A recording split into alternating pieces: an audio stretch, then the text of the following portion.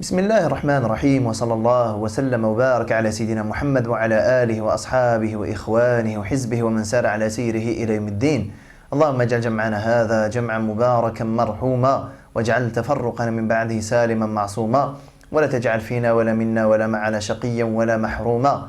اللهم أخرجنا من ظلمات الوهم وأكرمنا بنور الفهم وحسن أخلاقنا بالحلم واجعلنا هداة مهديين غير ضالين ولا مضلين. Nous arrivons aujourd'hui, Inch'Allah Ta'ala, à la 13e année de l'Islam, la dernière année à Mecca. En quelque sorte, nous sommes ici, le compte à rebours définitif de l'Hijra, du fait de quitter Mecca, est officiellement lancé.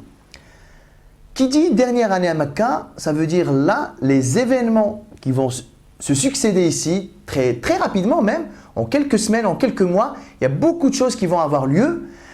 Cette accélération, elle est un peu normale dans le sens où tout le monde se prépare à quitter Mecca pour aller s'installer à Al-Madina. Mais jusque maintenant, nous n'avons pas encore parlé de l'Hijra, ni du coup de départ, le coup de feu qui annonce le départ vers Madina n'a pas encore eu lieu parce que nous attendons encore l'événement déclencheur. Jusque-là, qu'est-ce que nous avons vu les 2 dernières années? Nous avons vu le premier groupe de 6 Ansar, de 6 Médinois, de 6 jeunes de Yathrib, elle ne s'appelle pas encore le Médina à ce moment-là, qui sont venus faire le Hajj et le Nabi sallallahu alayhi wa sallam leur a parlé, il les a rencontrés et ils ont cru en lui. Les 6, à leur tête, As'ad ibn Zarara, radiyallahu anhu arda'ah. Ils sont repartis à Yathrib. Ils ont travaillé un petit peu de da'wah, ils sont revenus l'année suivante. Là, nous sommes à la 12e année. 12 personnes sont venues, dont ceux de la 11e année. Toujours avec As'ad ibn Zarara, Ubadah ibn Samit, etc. Là, ils ont prêté une première allégeance que nous avions appelée, qui se nomme la première allégeance de l'Aqaba. Parce qu'il y en a eu une deuxième que nous allons commencer à aborder aujourd'hui. Elle s'appelle soit la première allégeance de l'Aqaba, soit la petite allégeance de l'Aqaba.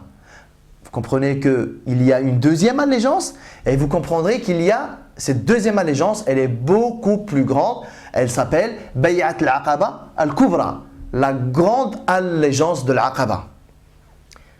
Les 12 personnes de la 12e année, on avait dit que c'était ça, un petit moyen mnémotechnique pour s'en souvenir, l'allégeance des 12 personnes, la 12e année. C'était une allégeance, grosso modo, à l'accomplissement des grands fondements de l'islam, l'obéissance au prophète sallallahu alayhi wa sallam, non au meurtre, non à l'adultère, non au mensonge, etc., etc., etc. Et il n'y a été fait aucune mention d'un quelconque soutien physique, armé, militaire ou quoi que ce soit. Donc les 12 sont repartis à Yathrib. Nabi sallallahu alayhi wa sallam, il leur a envoyé un émissaire, un ambassadeur, un instructeur en la personne de Sidna Mus'ab ibn Umayr radiyallahu anhu arba'ah. Et on avait dit que Mus'ab, avec le petit groupe de musulmans qui s'était déjà formé à Al-Madina, à Yathrib, la jonction des deux, l'enthousiasme, la disponibilité, le volontarisme de ces premiers musulmans de Yathrib, conjugués, mis au service conjointement avec l'expérience de Sidna Mus'ab, avec sa science, sa connaissance, sa piété, sa fréquentation du prophète sallallahu alayhi wa sallam, c'était attendu que ça donne du résultat encore plus extraordinaire, plus exceptionnel que l'année précédente.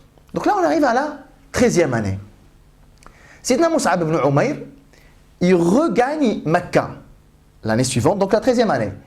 Il voit le Nabi sallallahu alayhi wa sallam et il lui annonce en fait l'arrivée d'un grand groupe de musulmans de Yathrib. Pourquoi elle s'appelle la grande allégeance?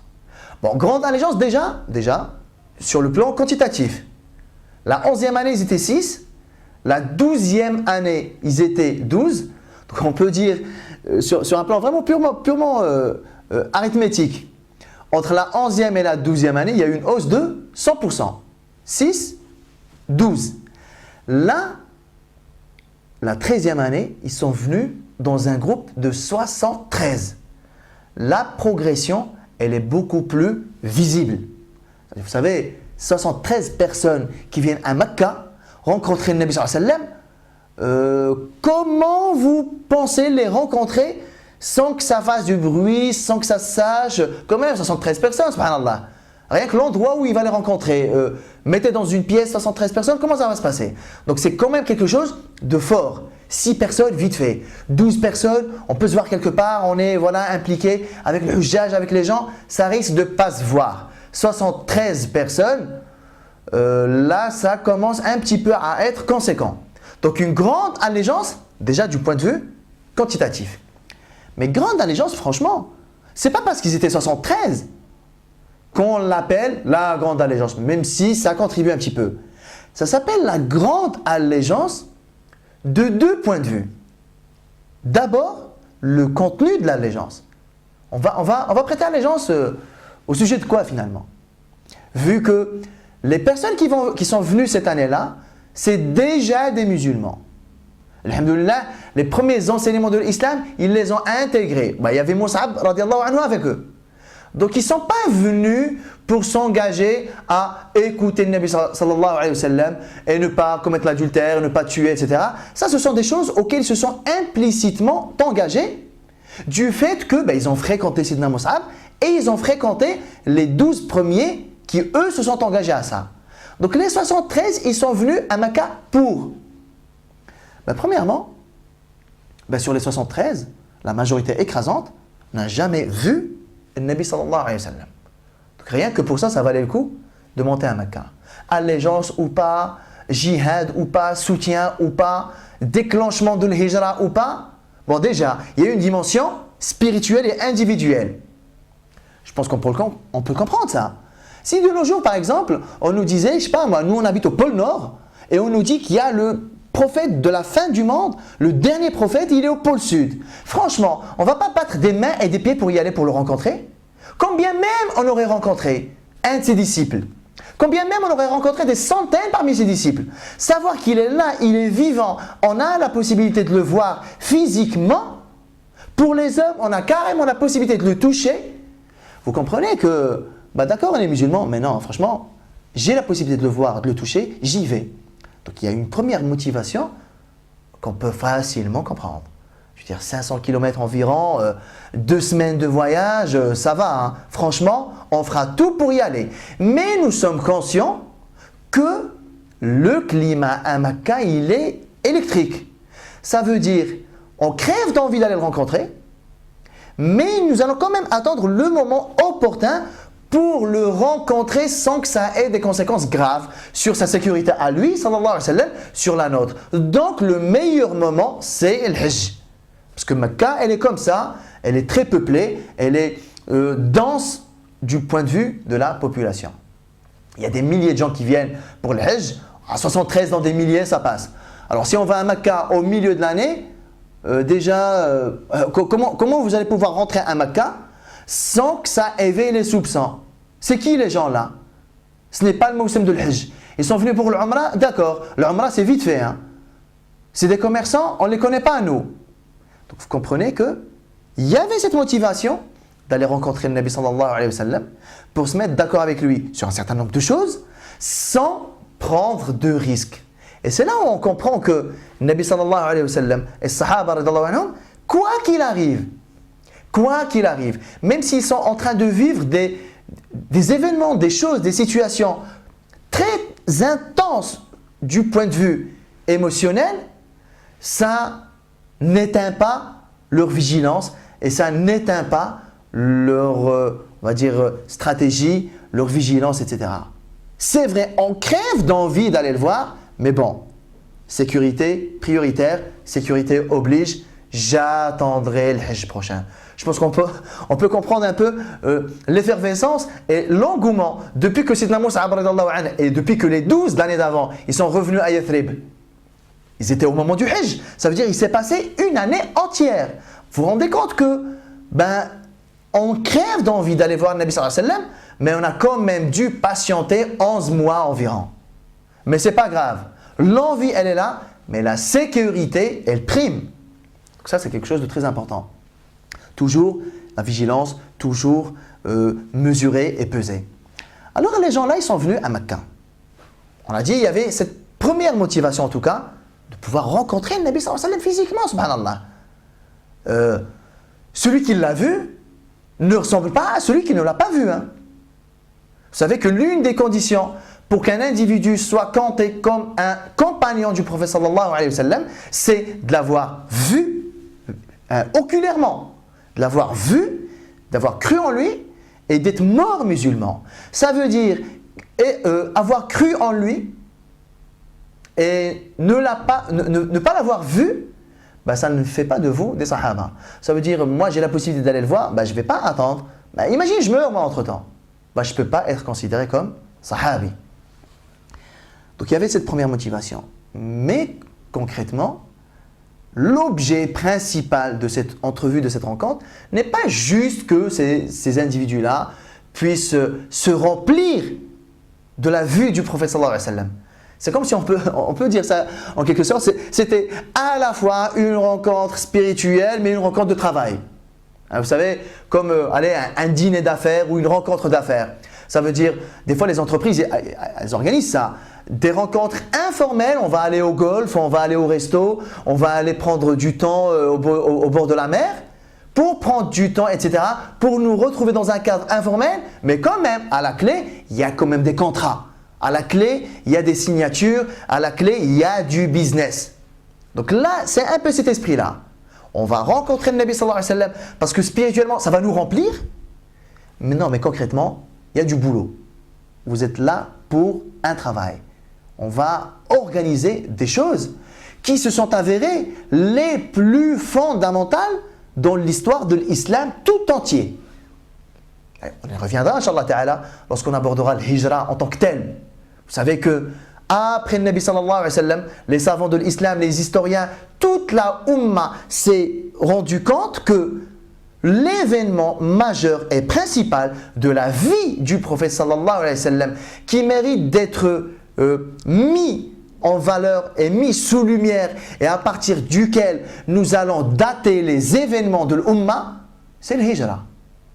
Pourtant, il y a eu des événements extraordinaires. La bataille de Badr, etc. Fath Mecca. Pourtant, les savants, ils ont été unanimes que si on devait retenir une date à partir de laquelle on va tout dater, c'est bien le hijra.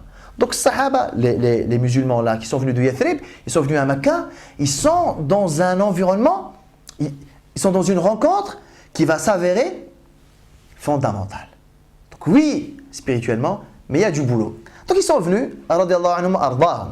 Et qu'est-ce qu'ils disent? Les narrations, qu'est-ce qu'elles nous disent? Ces musulmans-là, radiyallahu anhum ardahum, ils n'ont pas encore vu le Nabi sallallahu alayhi wa sallam, donc on ne peut pas dire que c'est Sahaba là, à l'exception des 12 de l'année d'avant.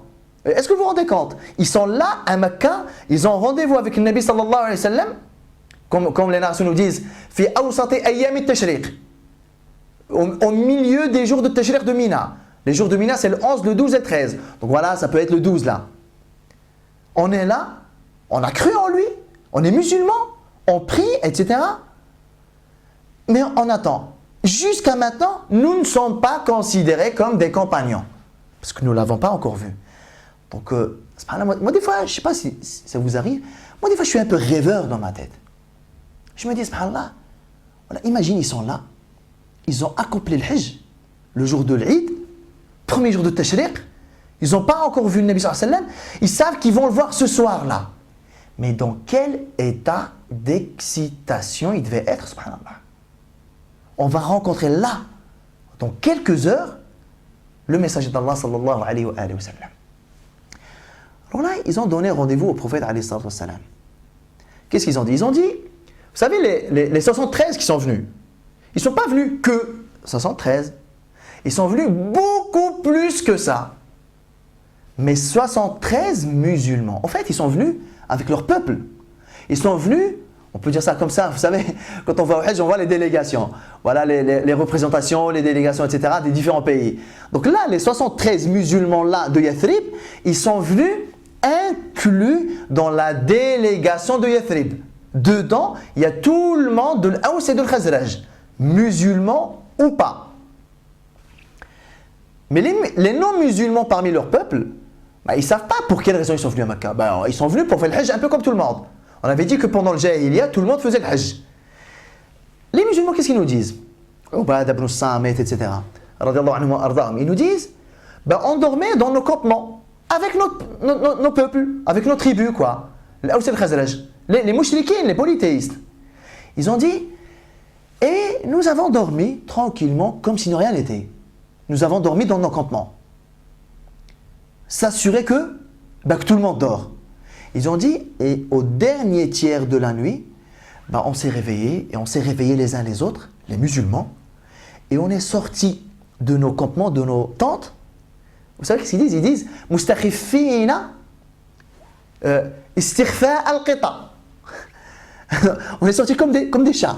Hein, de nos campements, hop, hop, doucement, tranquillement, et nous avons rencontré, en fait, nous avons rejoint le Nabi sallallahu alayhi wa sallam à l'endroit du rendez-vous. L'Aqaba, à la grande stèle, dans la zone là, en tout cas. On est arrivé là-bas, les 73, dont 2 femmes. J'y reviendrai longuement sur ces 2 femmes, Inch'Allah ta'ala, à l'épisode suivant. Mais en tout cas, 73 personnes, 71 hommes et 2 femmes. Nusayba, Amara, on y reviendra, Inch'Allah ta'ala, radiallahu anha, et Asma et bintu Amr, radiallahu anha, ardaha. Ils arrivent au rendez-vous pour le Nabi sallallahu alayhi wa sallam. Il leur a parlé. Bismillah, alhamdulillah. Il a rendu les louanges à Allah subhanahu wa ta'ala. Il a récité le Coran. Il leur a fait une exhortation. Il les a motivés du point de vue de l'iman. Imaginez, ils sont là. La première fois, sur les 73, subhanallah, 61 personnes, c'est pour la première fois qu'ils voient le Nabi sallallahu alayhi wa sallam. Franchement, c'est quand même quelque chose d'incroyable, quoi. On voit que nous, les musulmans, quand on va à Al-Madina, quand on fait ziyara du prophète sallallahu alayhi wa sallam, la première fois où tu fais ziyara, c'est quand même quelque chose de frappant, quelque chose de marquant. Alors qu'il n'y a pas de contact physique. Imaginez, là, tu es là, vous êtes là, le Nabi sallallahu alayhi wa sallam, il vous parle à vous, subhanallah, de façon très intime, à un moment capital de l'histoire de l'islam. Donc il leur a parlé, et le Nabi sallallahu alayhi wa sallam, il leur a dit, Tubay'unani. Vous me prêtez allégeance, mais quoi? Quel est le contrat? Ala an tamna'uni mimma tamna'una minhu abna'akum wa nisa'akum. Vous me prêtez allégeance en vous engageant à me protéger de la même manière autant que vous protégez vos femmes et vos enfants. Là, la protection, là c'est physique. Hein. Ça veut dire, on sait ça. L'homme, il est prêt à se tuer pour son honneur. On est d'accord ou pas? Je veux dire, si l'honneur de sa famille il est touché, c'est même une des formes de shahada. Celui qui décède en défendant l'honneur de sa famille, de son épouse, de ses enfants, etc., c'est une des formes de shahada, de martyr. C'est connu ça. Un homme, il est prêt à se tuer pour préserver l'honneur de sa femme, par exemple. Pour protéger ses enfants, etc. Donc le Nabi sallallahu alayhi wa sallam, il a touché quelque chose de profond chez les gens. Qu'est-ce qui, jusque-là, vous les Arabes, je vous connais, hein, qu'est-ce qui, jusque-là, faisait en sorte à ce que vous vous engagiez jusqu'à la dernière goutte de votre sang? Les Arabes, on les connaît, hein, c'est l'honneur. Ils sont prêts à s'engager corps et âme et argent jusqu'à la dernière goutte de sang pour une question d'honneur. Et le Nabi sallallahu alayhi wa sallam, il ne va pas apprendre ça à l'Aws al-Khazraj. Eux qui se tapent dessus pendant des siècles. Juste pour des insultes, juste parce que l'autre jour tu m'as regardé de travers, une guerre de 20 ans. Juste parce que l'autre jour tu as insulté mes grands-parents, une guerre de 50 ans. Donc le Nabi sallallahu alayhi wa sallam, il ne va pas leur apprendre ça. Donc il a touché quelque chose de fondamental. Ce qui vous fait réagir jusqu'au bout, c'est l'honneur. C'est l'honneur de vos familles, de vos ancêtres, de vos épouses, de vos enfants. Je veux que vous vous engagiez à me défendre comme si j'étais moi-même votre propre honneur. Donc c'est ça le contrat. Et en échange, vous avez quoi? Vous avez ce que Allah Ta'ala a promis aux croyants. Son pardon, le paradis, etc. Là, le contrat, il est très solennel. Vous avez remarqué qu'il est différent de celui de l'année d'avant. Ben, vous vous engagez à croire en moi, à m'écouter, à me suivre, à ne pas mentir, à ne pas tuer, à ne pas commettre l'adultère, etc., etc., etc. Là, on reprend les termes de l'année d'avant, ça ne change pas, mais on y ajoute quelque chose de nouveau. Le fait de me défendre corps et âme, physiquement. Il ne faut pas que votre vie ait un sens sans la mienne. Si votre vie devait s'arrêter pour protéger la mienne, ben votre vie devra s'arrêter. Ma vie est prioritaire. Vous savez ce que ça veut dire? Ma vie est prioritaire sur la vôtre. Contrat à Dashuya Qazah. C'est quand même engageant. Je m'engage à suivre un homme au service duquel je vais mettre ma vie réellement. Je ne vais pas mettre mes biens, je ne vais pas mettre mon temps, je vais mettre ma vie toute entière. C'est quand même un engagement très très très fort.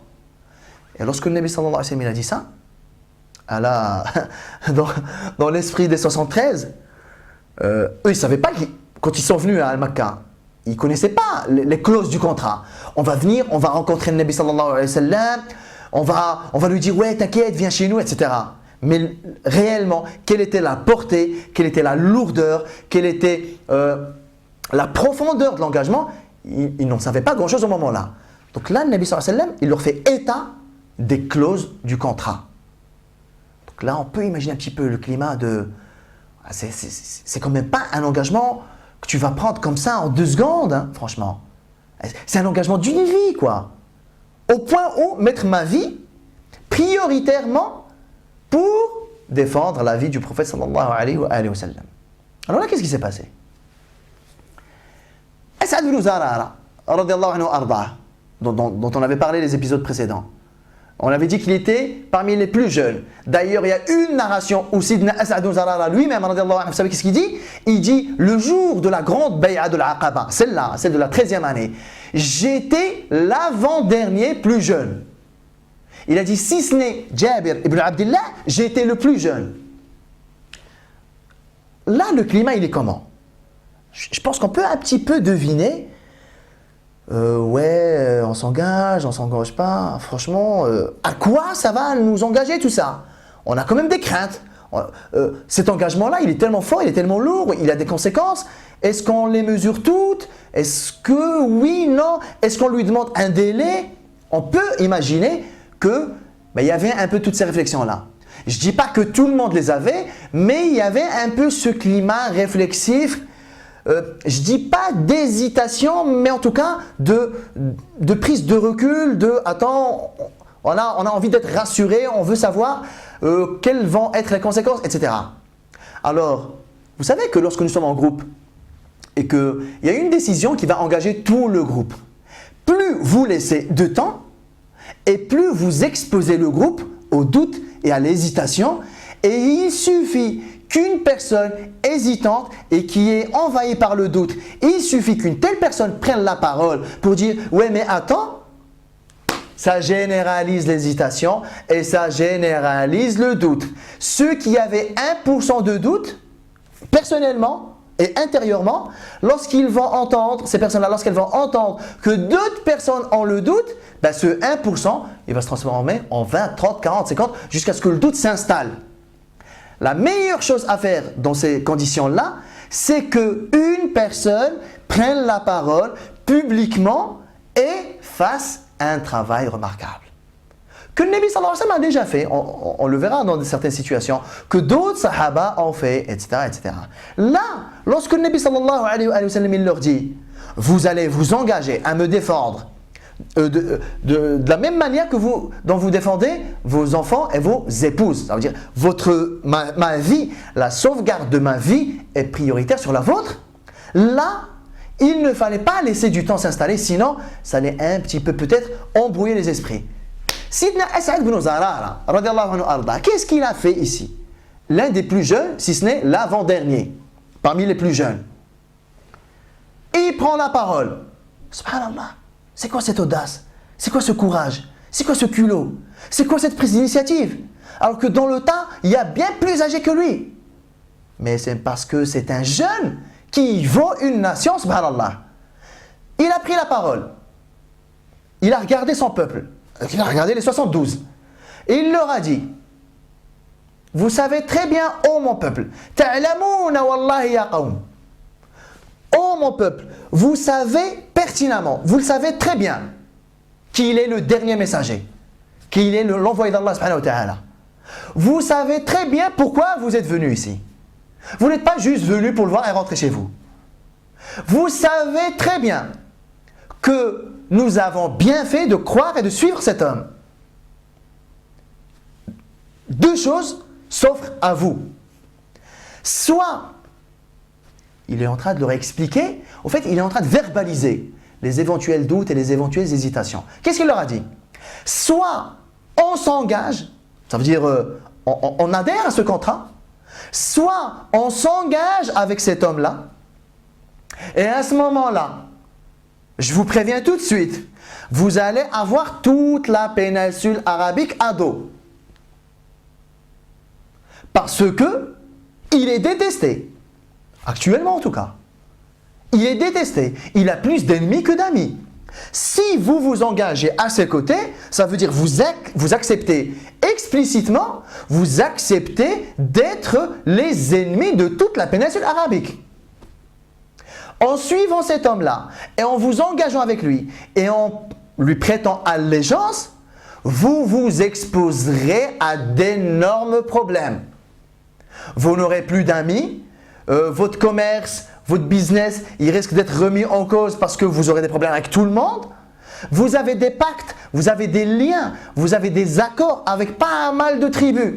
Le jour où ils apprendront que vous avez suivi cet homme-là, ils vont rompre ces contrats-là. Ô mon peuple, si vous avez un doute là aujourd'hui, il vaut mieux le dire maintenant et ne pas vous engager avec cet homme. Peut-être aurez-vous une excuse auprès d'Allah. Mais si vous décidez de vous engager avec lui, faites-le aujourd'hui. Par Allah, il n'y aura personne de mieux que vous.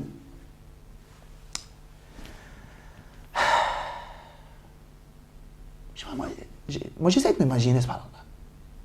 Je suis là, je sais pas, j'ai peut-être 30 ans, j'ai 40 ans. Un jeune de 18 ans, moi, il me dit ça. Peut-être j'avais un peu de doute, peut-être j'avais un peu d'hésitation, subhanallah. Sidna Asad Nuzara, il prend la parole là. Vous savez ce qu'il a fait après? Il a dit au prophète sallam, donne-moi ta main. Quelle initiative, subhanallah. Quelle maturité, quelle grandeur, subhanallah. Le Nabi sallam lui a donné sa main, il lui a dit, moi en tout cas, je m'engage à donner ma vie pour que la tienne soit sauve. Le truc, il était quand même extraordinaire. Les gens, ils se sont rués sur le Nabi sallallahu alayhi wa sallam, sur le grand travail. Franchement, c'est un jeune, ça. Vous le considérez comme un jeune ordinaire, cet homme-là? Mais c'est un grand leader, subhanallah. Comment il a motivé une umma? Et il a dissipé tous les doutes. C'est pas un téméraire, hein? Parce qu'il est conscient des enjeux. Hein. C'est pas un jeune qui connaît rien à la vie. Hein.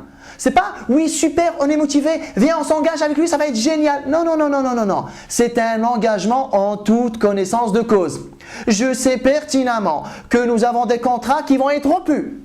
Nous savons pertinemment que nous allons avoir les pires problèmes du monde. Nous savons pertinemment qu'en te suivant et en nous engageant à tes côtés, nous allons être pris pour ennemis de la part de tout le monde. C'est en toute connaissance de cause qu'on s'engage avec toi. C'est l'engagement-là. C'est un engagement qui pèse des tonnes, quoi. Et vous savez, moi je me dis, si j'étais là le jour-là et que j'avais un peu de doute, un peu d'hésitation, ouais, c'est vrai, quoi. Qu'est-ce qu'on va devenir après? Ouah, subhanallah. Moi j'entends ce que Asad Nuzara il a dit. Ça y est, ouais, je saute, je cours et j'embrasse Nabi sallallahu alayhi wa sallam, les mains, les pieds et je suis à fond dedans. Mais ça, qui est capable de le faire? Un vrai leader. Sidna Asad, radiyallahu anhu ardah, on a dit qu'il est décédé quelques mois après, subhanallah. C'est-à-dire son boulot, c'était quoi? Allah Ta'ala a envoyé Sidna Asad pour juste préparer l'arrivée du prophète sallallahu alayhi wa sallam à Al-Madina. Parce que Sidna Asad, il a été dans le processus, dans le projet de l'Hijra, il a été du premier jour jusqu'au dernier jour.